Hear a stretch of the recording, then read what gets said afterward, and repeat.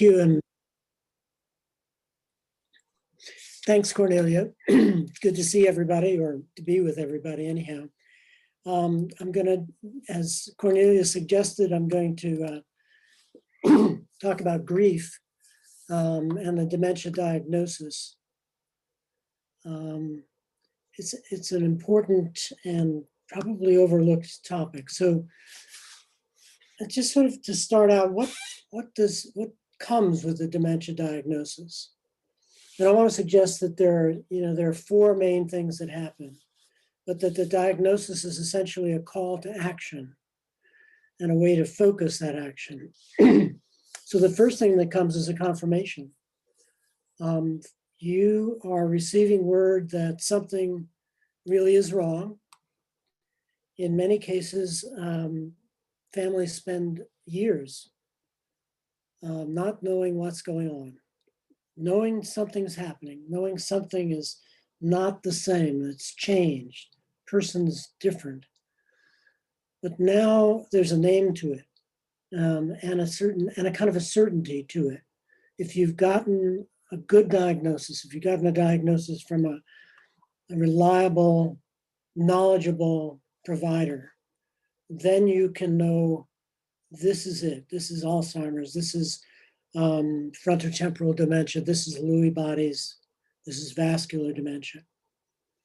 If, on the other hand, you've gotten a message from a provider, well, what do you expect? He's getting old. It must be dementia.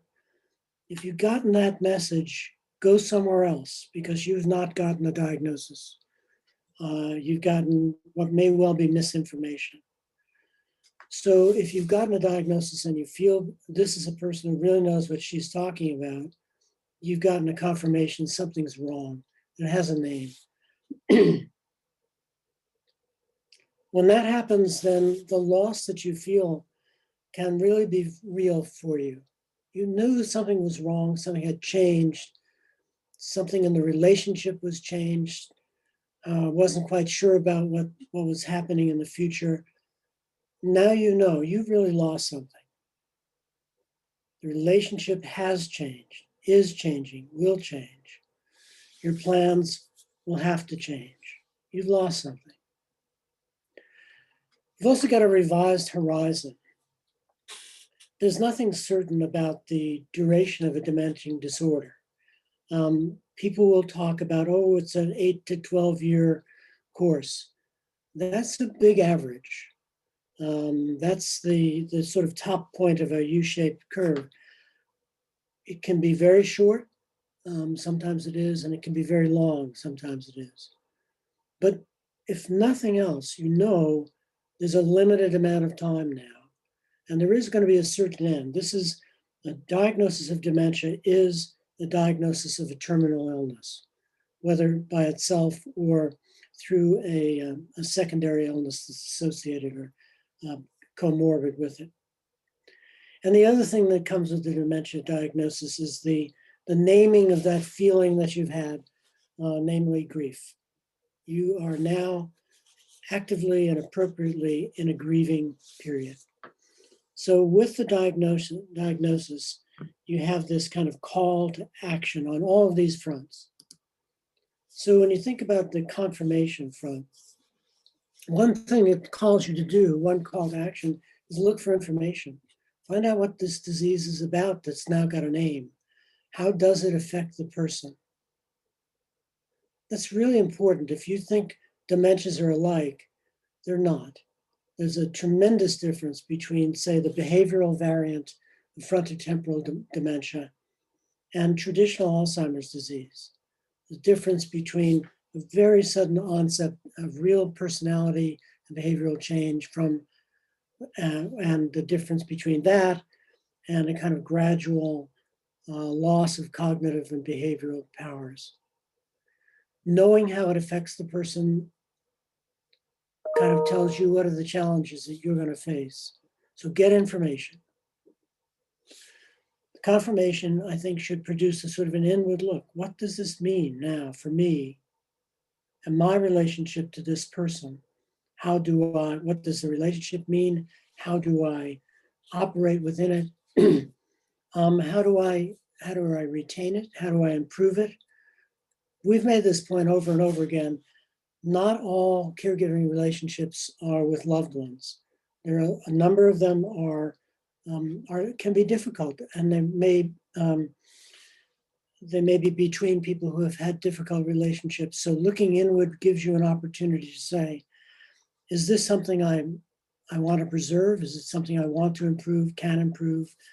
So looking inward is important. And then looking at the family and social network, because you want to strategize for yourself. How do I share this information? And I certainly advocate sharing. A lot of people don't, but people don't share, but it's a really good idea to let others know what's going on with the person, but also what's going on with you as a caregiver, because you need to reach out to others for help. And you have to look at the network and really say, who do I want to keep in? Who should I bring in? And who should I pare out? Who should I cut out? So it's a time of being fairly efficient in saying what my network looks like. The loss, you need to think about the loss. The person is there. The person persists through the dementia, but her ability to present her own personhood, to be connected with herself, to connect with others, that ability is progressively eroded. Or in the case of some of the behavioral variant in frontotemporal, it may be shattered rather quickly because of so many very, very difficult things that are occurring at the time of onset. So it may be a slow disappearance of the person, or it may be this sudden alteration, but the present is altered. So too is the future. The relational balance is going to continue to shift, and you have to be prepared for that. The role relationship in particular is going to change. You're going to be doing more for rather than with the person. You can still be with the person. If you set something up and the person becomes contentedly involved in it and you're there, you can see the person and you can be with the person in that involvement. But it's not as mutual as it used to be because you've done a lot to cause this to happen. That relationship has changed. And of course, plans are altered. Trips, other things you want to do are all get changed. And you have to be able to adjust. Sorry, I've got a dog barking in the background. You have to be able to adjust to changes. Hold on a second, please. I'm sorry, I've got to. Okay.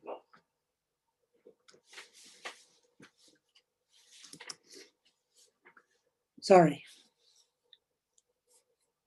The point about there being a revised horizon, time has shrunk or will shrink. So you really have to be in a position of being able to reset goals. Everybody has goals, but now with this revised horizon, you've got to reset them. There are emotional goals. I've already talked about the connection with the person and this doing with and doing for, and then connection with others. You're going to have to change the role assignments that you have with other family members and friends. So those emotional goals have to shift. And the informational goal, I think, is very important. You now have to understand what's going on and how to care effectively. So you really have to be a very active informational seeker as a caregiver. And that may involve learning how to do very practical kinds of things that you might not have done before, or you might have done collaboratively with the person. So now, instead of being in a joint decision-making situation, you're becoming the sole decision maker. And there may have to be legal and medical and ethical things that you need to take care of to enable you to carry out the management of practical matters. So this all happens when you get that diagnosis of dementia. You've got to get all this stuff lined up. And finally, grief. I'd say the message I want to leave with is that grief has entered your life, but it should not and need not become your life. There's an acceptance of that you have to, process of acceptance in which you need to engage, an acceptance of the losses that are occurring now, and an acceptance, or at least an acknowledgement, that you will sustain further losses, including the loss of the person through death. You have to take on a big management role and focus on creating those viable plans I spoke of. And then there also has to be the emotional process of grieving. You have to allow yourself the intense feelings and the lasting feelings of grief. So we have a little exercise we do in the Savvy Caregiver program where we talk about quadrants of feelings.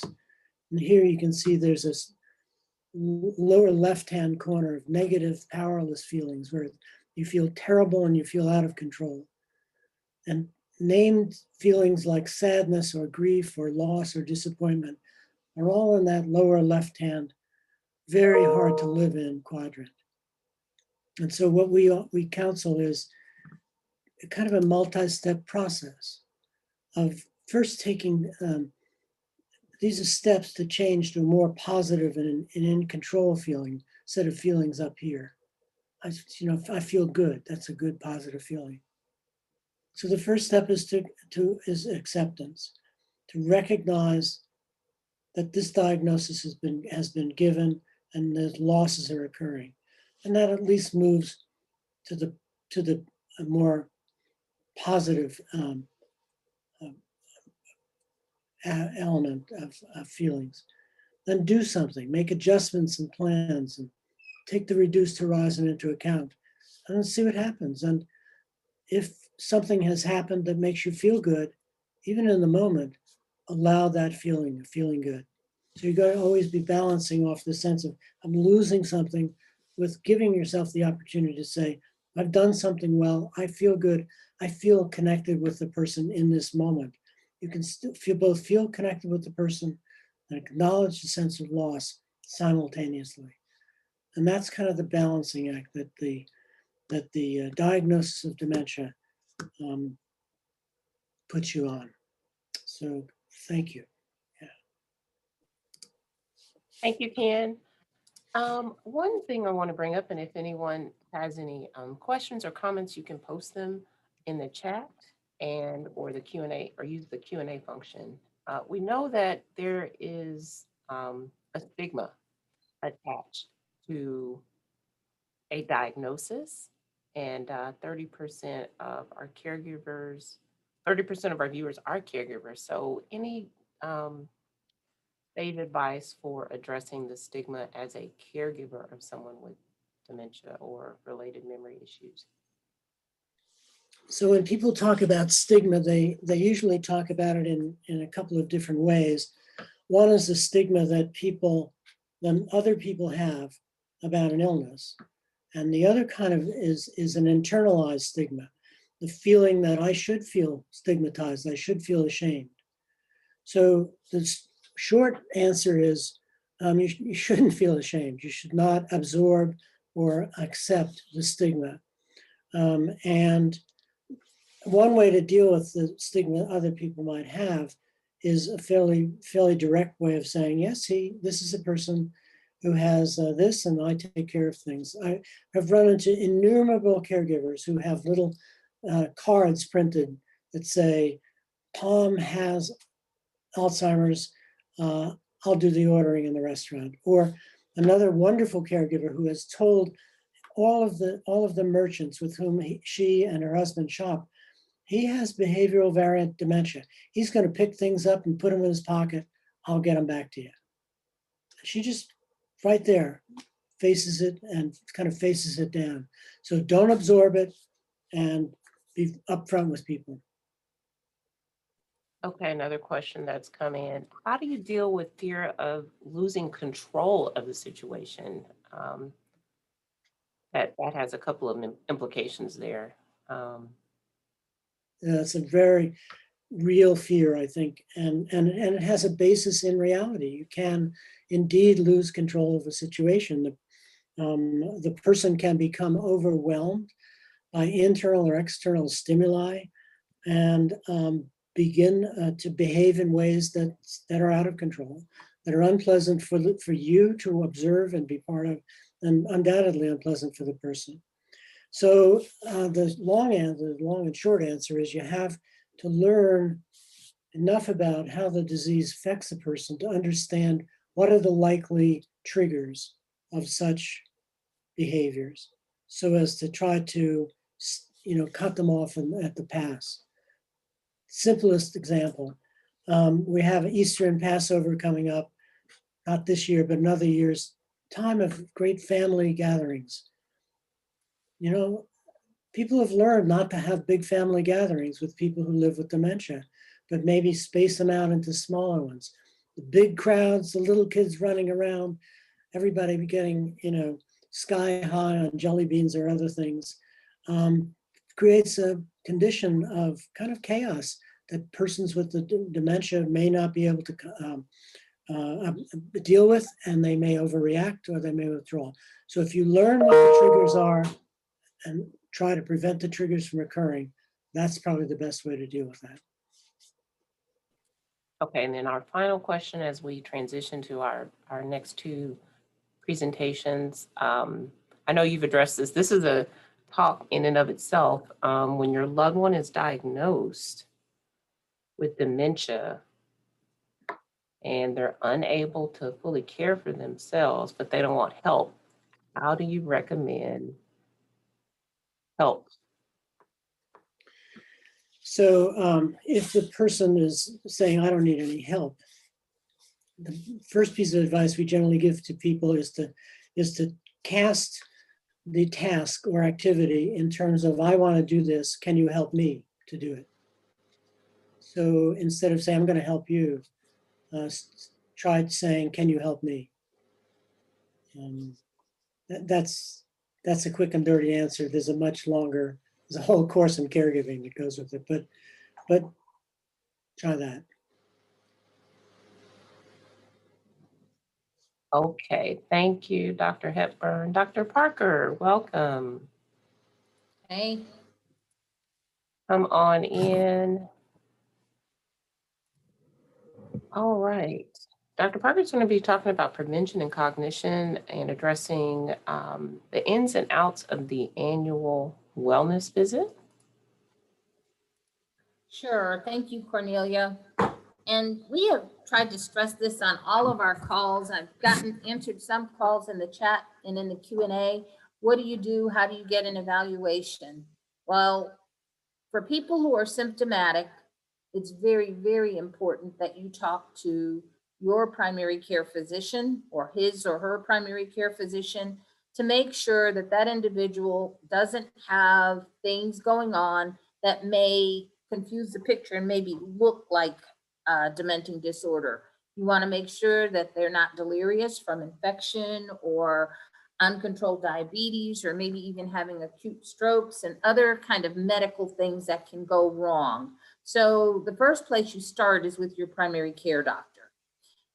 And before anybody has any symptoms, for people who are on this call who don't have any symptoms, one of the things that you can consider during your annual wellness visit is to discuss any concern about memory dysfunction or changes in how you function overall with your doctor during the annual wellness visit.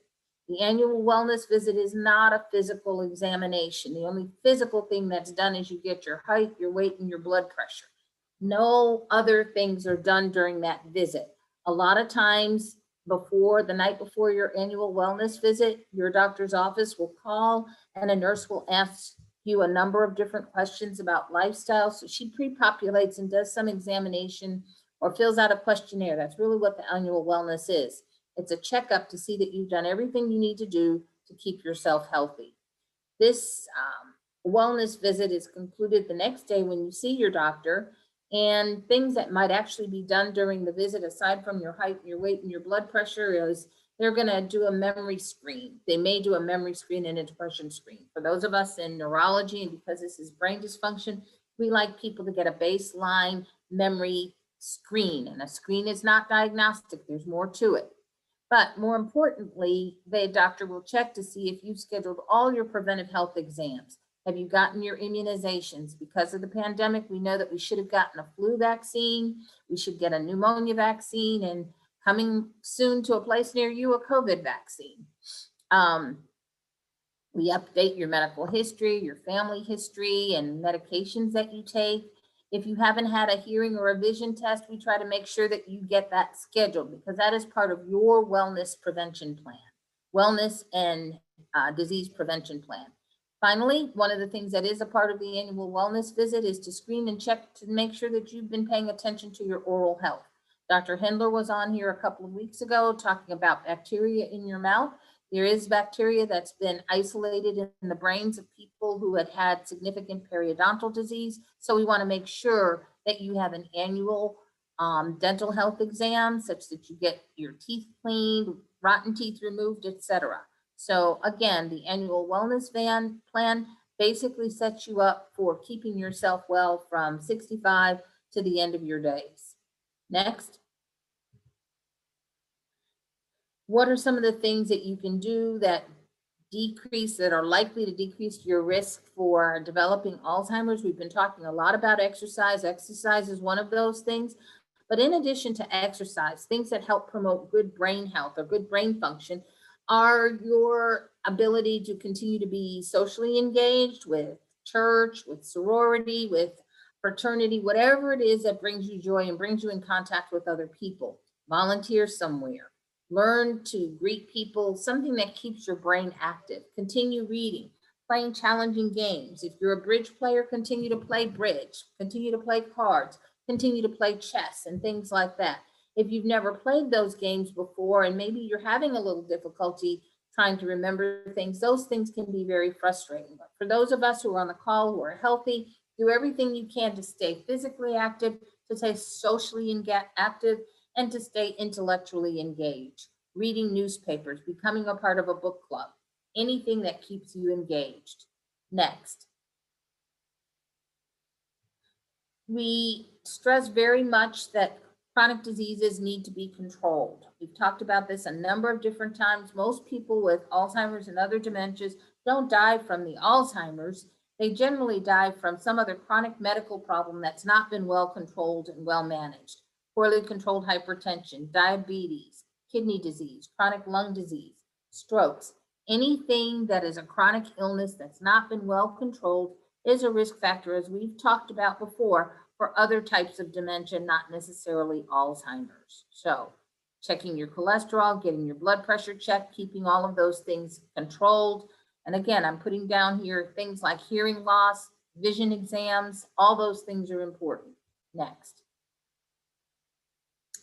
Eat healthfully. You know, what's the proper diet? Things that you can do to keep your brain in better health. Anything that, as we say, is good for the heart is good for the brain. Anything that's low fat, low cholesterol, anything that promotes the consumption of good antioxidant rich foods. Eating a Mediterranean, a MIND or a DASH diet. Something that's low in fat, lean meat, more lean meat, lots of vegetables and lots of fruit. You can look up a Mediterranean diet. You can look up the hybrid MIND, Mediterranean and DASH diet. And when all else fails, you can do the myplate.gov, which gives you a guideline for our new food pyramid, which is actually a plate. And half of your plate should be green leafy vegetables and fruit and vegetables, something colorful. Next.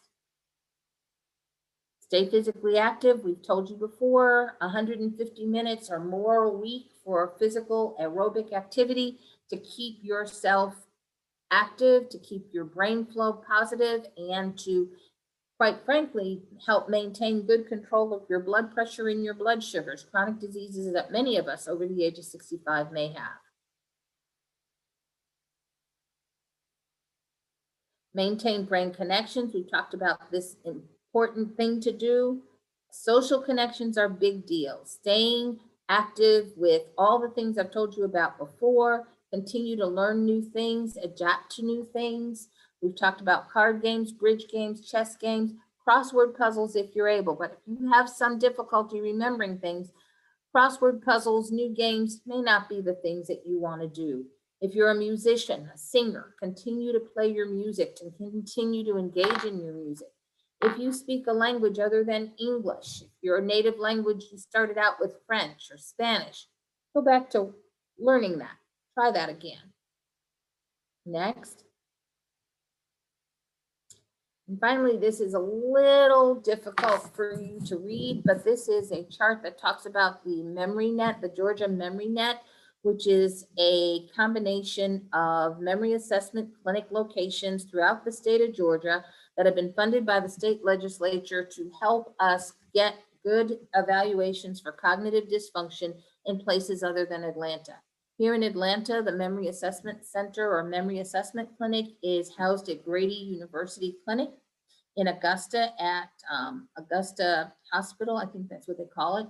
In Macon through Navicent Healthcare, Columbus, Georgia, and in Albany at Phoebe Putney Hospital. So if you are in the state of Georgia and not in Metro Atlanta, and you are in a geographic distribution area for any of the other 4 sites, those are Augusta, Macon, Columbus, and Albany, your primary care doctor can refer you to those memory assessment centers as part of the Georgia Memory Net for you to get a comprehensive cognitive evaluation, but also to get the social support services that are available in the area to help you manage the person who is having cognitive difficulties or memory dysfunction in your own home and in your community. With that, I'd like to thank you so much for joining us today, and I think it's time for Dr. Trammell. Thank you, Dr. Parker. One final question or observation. We talk all the time about risk factors, and one question is, how does your DNA or, Okay, good question. Okay, just because you have the genetics that indicate that that's something that is something, a gene you've inherited, that gene doesn't necessarily express itself and doesn't necessarily mean that you develop Alzheimer's. Because of the things that we're looking at, mitigation strategies for memory loss, the exercise, the social isolation reduction, all those sorts of things are what we call secondary prevention measures. Okay, so if we do a lot of those sorts of things, we're looking to, if you have the genetics, to make sure that those genes, that gene sequence doesn't turn on what we now recognize as the Alzheimer's cascade. They're looking for other mechanisms for developing Alzheimer's. But just because it's in your genetics doesn't mean it's going to be expressed. At the same time, when somebody's gotten diagnosed with mild cognitive impairment, which may have an etiology that has nothing to do with Alzheimer's, it depends upon what's causing it. Just because you develop mild cognitive impairment doesn't mean that you're necessarily going to go on to develop Alzheimer's. Again, evaluating and making a firm diagnosis of Alzheimer's is dependent on a lot of different things. That's why it's important to get the baseline health care straight, keep it organized, and then we start looking for other things. But your genetics don't necessarily mean that you're going to get Alzheimer's. A lot of people who have dementia, particularly here in the Deep South, don't have Alzheimer's dementia. They generally have some other type of dementia, most commonly vascular. And that's more likely if you've had high blood pressure that's not been well controlled, diabetes, you've had a stroke, mini stroke, or a TIA. Okay, and final question, what are the guidelines and what's recommended if someone's been diagnosed with MCI? How often should they have their neuropsych testing? I don't know. I think that's variable, but I think that once a year, just like during the annual wellness visit, we go on and repeat memory screens to see if things are different. We do MOCAs and other things. But if you've been given a diagnosis of mild cognitive impairment associated with Alzheimer's, part of that evaluation is going to be an annual or every other year neuropsych exam, but certainly biomarker examinations. Again, those aren't necessarily diagnostic, but they're not necessarily clinically approved just yet, but in a neurologic clinic, those are things that they're going to continue to evaluate. But at least once a year, you're going to see your neurologist. Now, I'm going to answer this one because this is very important. You still need a primary doctor if you're coming to the clinic. If you're coming to a neurologist to be seen and followed for brain dysfunction or a neurologic issue, yes, you still need to see your primary care doctor, simply because that doctor has to manage the other things that are affecting you. That doctor needs to make sure that you're not getting anemic, that you're not having high blood pressure, that your diabetes, that your thyroid, or anything else that's going on with you is where it is supposed to be. A neurologist is not going to take care of your urinary tract infection. A neurologist is not going to write for your mammogram or any other preventive health issues. They're going to deal with the neurologic issue only. So yes, you need a primary care doctor to play quarterback and to help you understand what other subspecialty evaluations you need. Thank you, Dr. Parker. And as she mentioned, if you're 65 and over, you can get your Medicare Annual Wellness Visit. Get it scheduled now. Dr. Trammell, come on in. Welcome. Thank you for being here. How are you? I am well. Wonderful. I have to follow Dr. Parker. Oh, man. Let me pull my presentation up.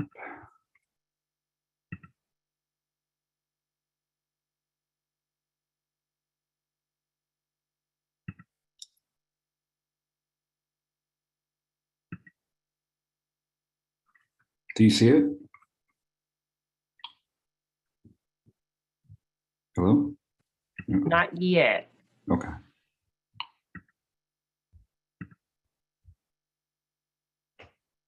All right, do you see it now? Yes, perfect. All right, wonderful.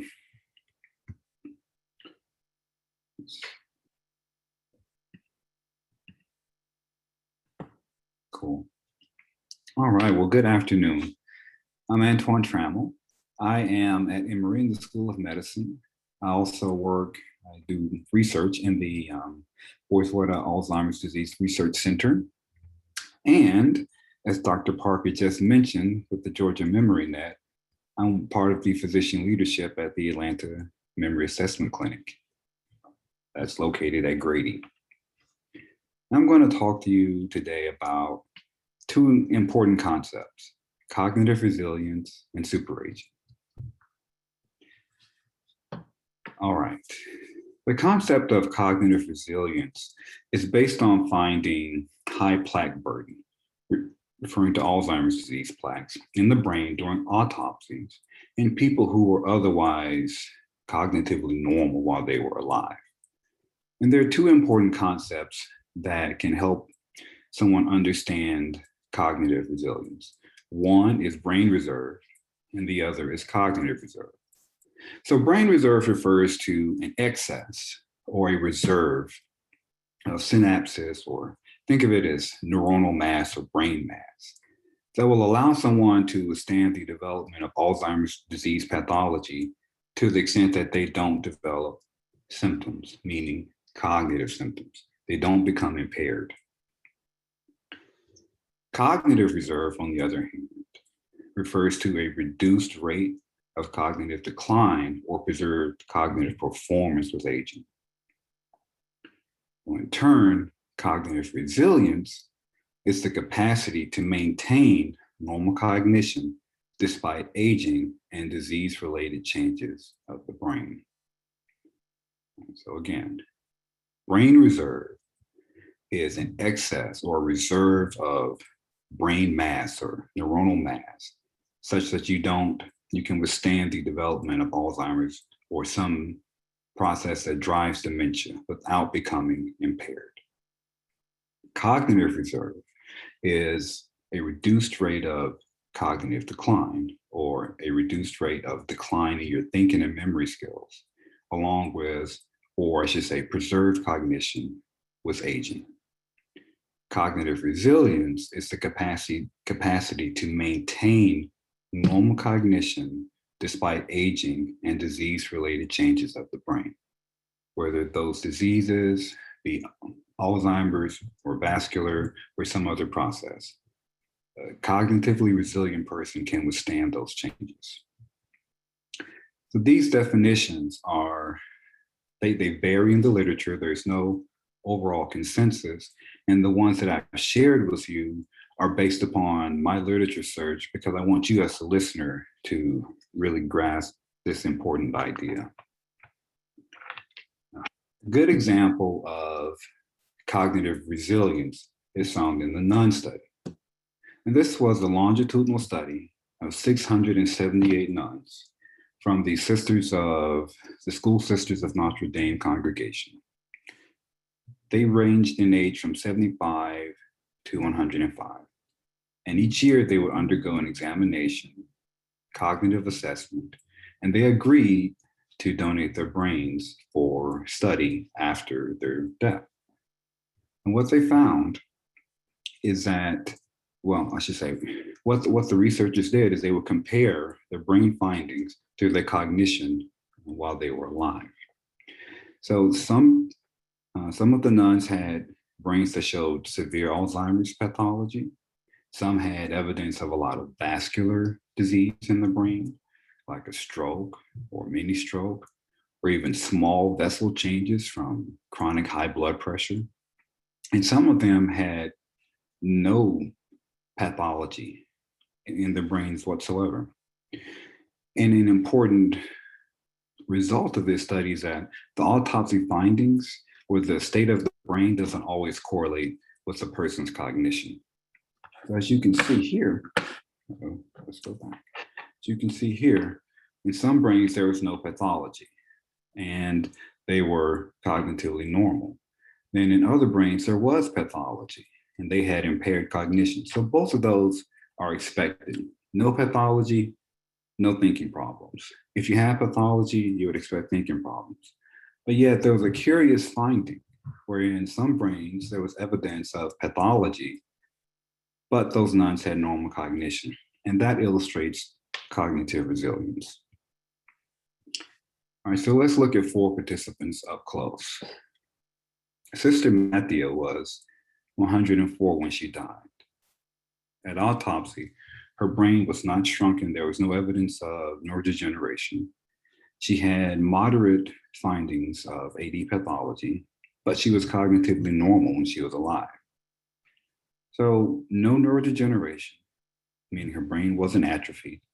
She had moderate AD findings, but she was cognitively normal. Sister Agnes was 93 when she died.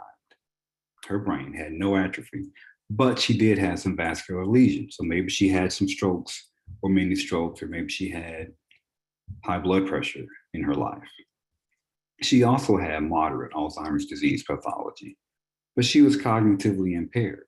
So Alzheimer's pathology, some strokes or mini strokes, and she had a deterioration in her ability to think and remember things.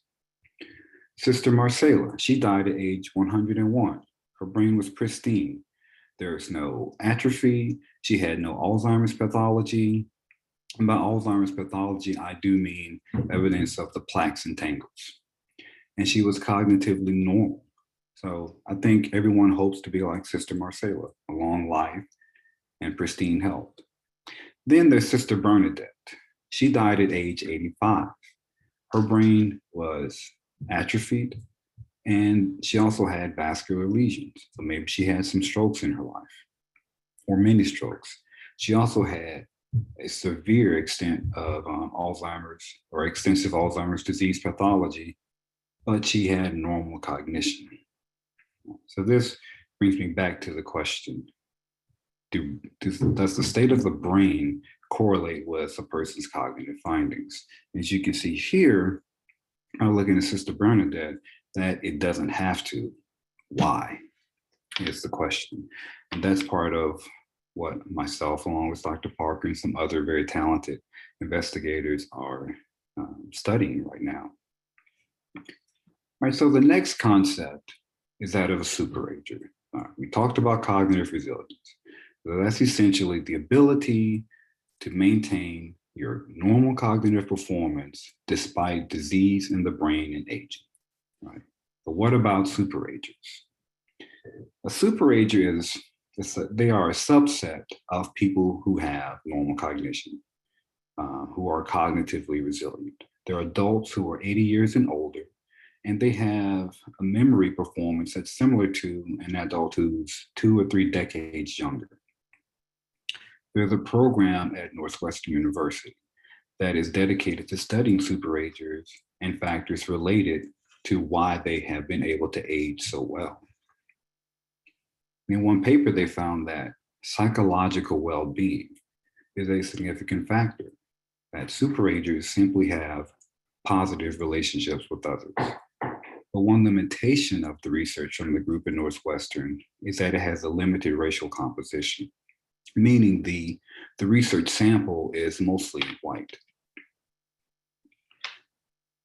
So to that end, myself and some very talented co-investigators, thanks to some funding from the Alzheimer's Disease Research Center here at Emory and the NIH, will be looking at factors associated with cognitive resilience in a multiracial sample. We also hope to estimate the rate of super-agers in that local cohort. So what we expect to find is that sex, education, and some health-related factors like vascular disease or the absence of vascular disease, and even some genetic factors may play into why some people can develop, or I should say maintain, normal cognition as they age. So in part of this project is we looked at data from the National Alzheimer's Coordinating Center. And what we found so far is that indeed vascular disease, education, meaning how much education a person was able to attain in their life, and sex does have a role in cognitive resilience. And we hope to replicate these findings in this local cohort. So if you recall in the first slide, I mentioned that there's not a lot of consensus around what these words mean: cognitive resilience, brain reserve, cognitive reserve. So for this study, we created an operational definition that's based upon age and cognitive performance. And we are defining a cognitively resilient person to be age 80 and older with normal cognitive performance for their age and race. We're defining a super-ager to be someone who's age 80 and older with cognitive performance that is consistent with a 50 to 60-year-old person. And again, some of our anticipated outcomes include identifying factors or replicating factors from the national data set in a multiracial sample, but also enhancing minority research representation in dementia research, as well as generating data that can hopefully support future research looking at factors that are required for successful brain and cognitive aging, and maybe even look at interventions that can help people maintain normal cognition as they get older. That's it. I'm happy to take questions or hear comments. So Dr. Trammell, Northwestern has a study you mentioned currently? Yes, it's been going on for a number of years.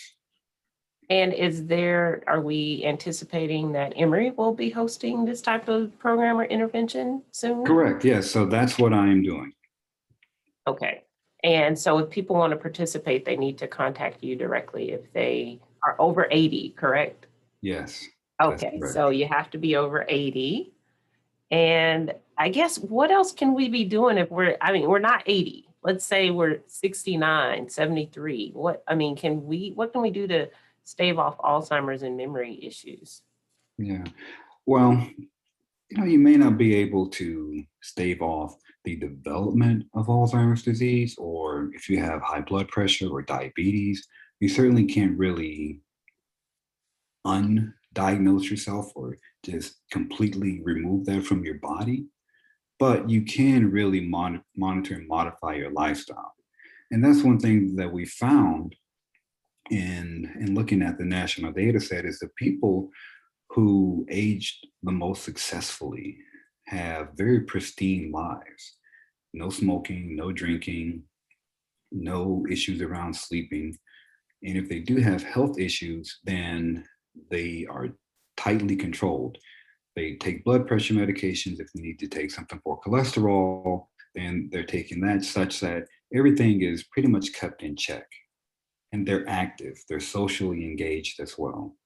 So the best things that you can do, if you do have a health condition, stay on top of it. Stay socially active, stay physically active. And can you post your contact information in the chat? So, and then we'll need to repeat it because we do have people that are not viewing, they're actually listening via their Sure, sure, devices. sure. I can. I'll address office number in the chat. And then just tell it You have to an us email live. that too. Sorry, what was that? Dr. Parker, what did you say? Do you have an email? Yes, I just, oops. I think that went directly to panelists and attendees. Okay, there we go.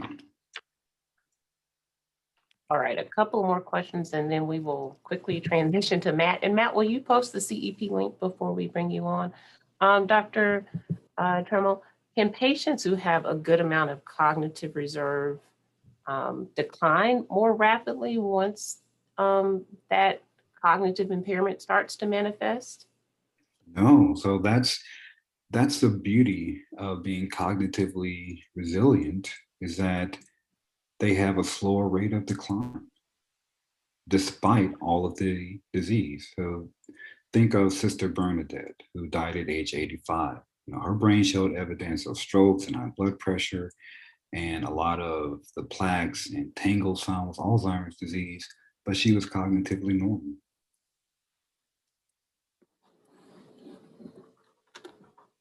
Okay, and then so we posted how you can access Dr. Trammell and his study.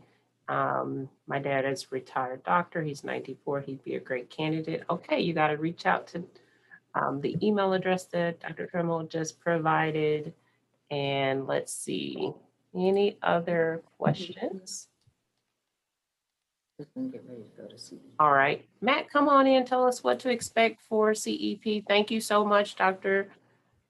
Trammell. We will see you again soon, and we will repost your contact information for others. Hey everyone, so we're going to be starting CEP Community Live in a second. We're joined again today by our physical therapist, Tony, and we're going to be doing a workout, a little bit of a longer workout today. So yeah, please join us in a few minutes, and we'll be doing that from 3 to 4 today. We're actually going to be starting that right now. Yeah, because we went a little over today.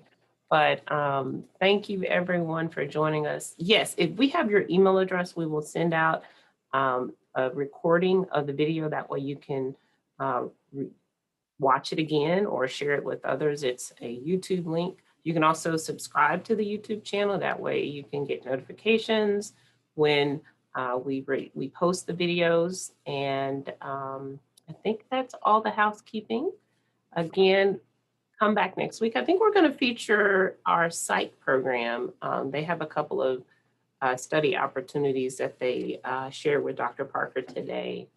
We look forward to seeing you guys. Join us next Tuesday. Every Tuesday at 2 p.m. we are here online and sharing the link for you to join us. All right. We'll see you back here. Take some time to participate in the poll and go join the CEP program. Thank you.